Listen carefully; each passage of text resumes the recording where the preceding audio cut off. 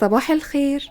نفسنا في حلو سهل وسريع وطعمه يتخطف خطف. مفيش أحلى من حلا الموزايك. مقاديره بسيطة والطعم خطير وشكله زي ما انتم شايفين تحفة فنية ومش هياخد منكم دقايق. دي المقادير بتاعته، خدوا منها سكرين شوت عشان تسهل عليكم. يلا بينا نشوف هنعمله ازاي. هنحتاج 450 جرام بسكويت سادة أي نوع تفضلوه، نص كوباية كاكاو خام، نص كوباية زبدة ما يعادل 120 جرام، معلقة صغيرة نسكافيه، نص كوباية حليب، ونص كوباية سكر حبيبات.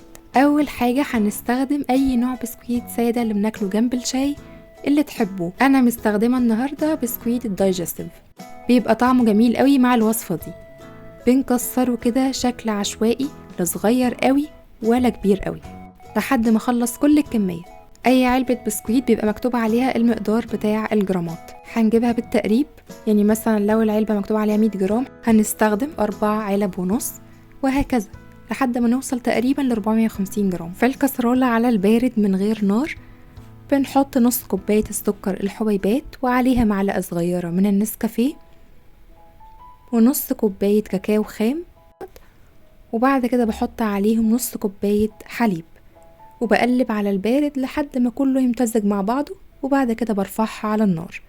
الأول هتكون تقيلة معاكم، وبعد كده السكر هيدوب وتبقى بالمنظر ده.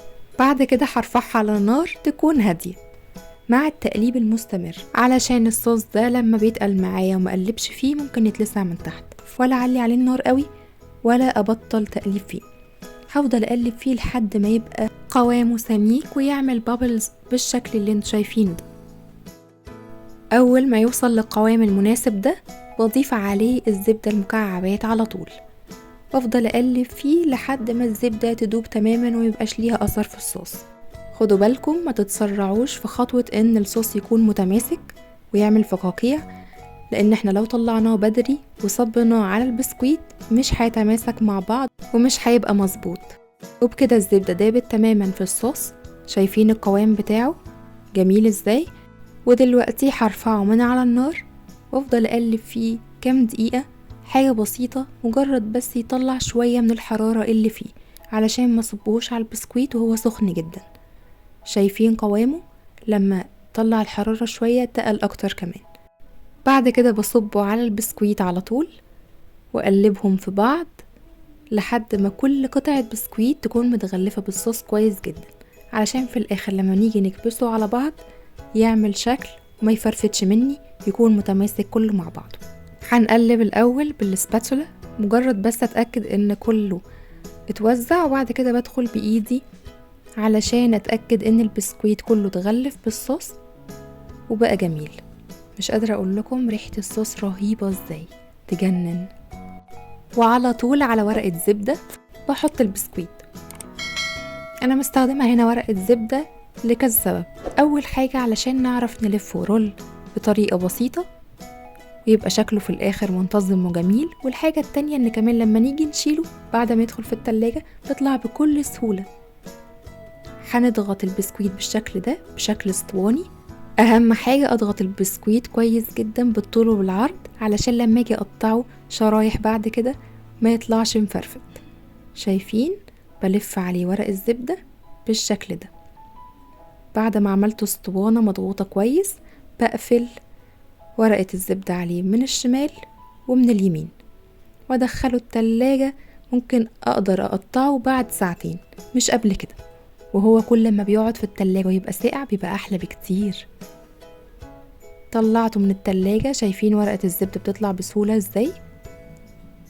وبعد كده بحطه واقطعه شرايح بالشكل الجميل ده، بس الشرايح اقطعها عريضة شوية علشان لما اجي اوقفها على الطبق تقدر تقف وما تقعش منه. ممكن كمان تعمله لهم في اعياد الميلاد، اول حاجة هتتخطف.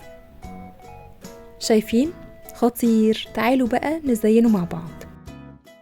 للتزيين هنحتاج 140 جرام شوكولات، ممكن تكتفوا بالشوكولات بس، او ممكن كمان تحطوا عليها فارماسيل او بندق او جوز هند زي ما تحب. حطينا الشوكولات على حمام بخار لحد ما دابت تماما. اهم حاجة وانتوا بتعملوا الشوكولات حمام بخار البولة اللي انتوا بتحطوا فيها الشوكولات ما تكونش ملامسة للمية السخنة، ولا تكون مبلولة ولا في اي نقطة مية في الموضوع، علشان تسيح معانا بشكل جميل وما تبص مننا. وبعد كده بحط عليها الفارماسيل، ممكن تحطوا عليها بندق مجروش، جوز هند، اللي انتوا حابينه، او ممكن تكتفوا بالشوكولات بس. استخدموا اي نوع شوكولات بتحبوه ويكون طعمه جميل. اهم حاجة لما تحطوا الفارماسيل او بندق او اي حاجة، حطوها ولسه الشوكولات ما تمسكتش عشان تمسك فيها. كملوا بقية الكمية بنفس الطريقة لحد ما تخلص كلها، وبعد كده دخلوها التلاجة حوالي ساعة علشان الشوكولات تتماسك وتكون ساقعة وطعمها خطير. قدموها بقى مع هوت شوكولات او شاي بلبن اللي تحبوه.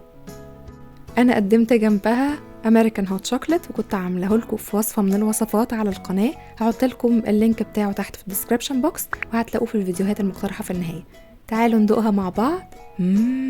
خطيره، جربوها لاولادكم لانهم هيتبسطوا جدا بشكلها وبطعمها.